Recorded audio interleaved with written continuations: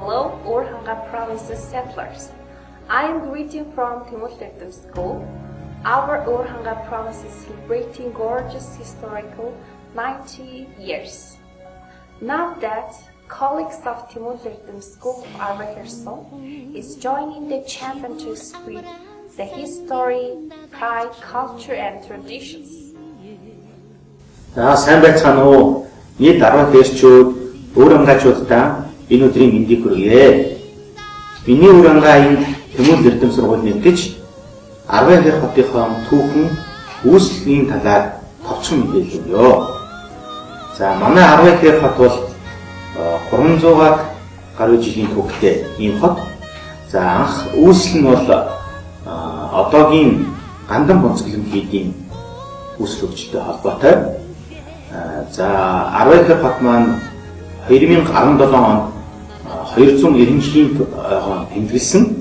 За ингээд бодлоор бол манай Арва Хэр хотын анхны үүсэл бол 1727 онд анх эхлээд үүсэж ирсэн. Ийм түүхтэй байх юм аа. За энэ жил буюу 2022 онд манай Арва Хэр хот бол 295 жилийн тохиолж байна.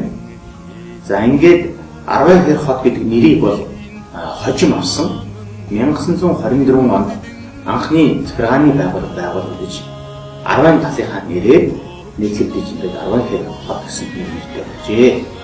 За ингээд 1924 онд Арва Хэр хот анхлыг үүсэн байгуулагдсанаас хойш одоо анхны цэцэрлэг сургууль, хүн эмнэлэг, одоо холбооны газар, улсын хоршоо шинжилгээгээр ингээд одоо байгууллага аж ахуйн нэгжүүд үүсэн байгуулагдсан төгтэй байх юм аа.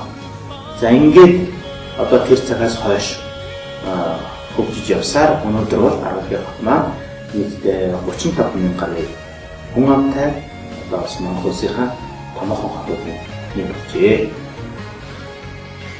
大家好，我希望所有的综合公民都能充分参与新方面和创意的竞赛。这些新方面和想法将激发综合公民了解、自豪、热爱和保护他们的形象和地方。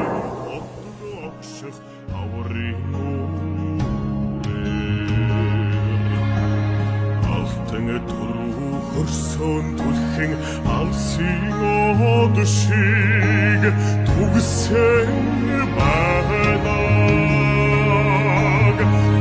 очнолон үдийн ханаа өшиг наммиг тагыг ханаа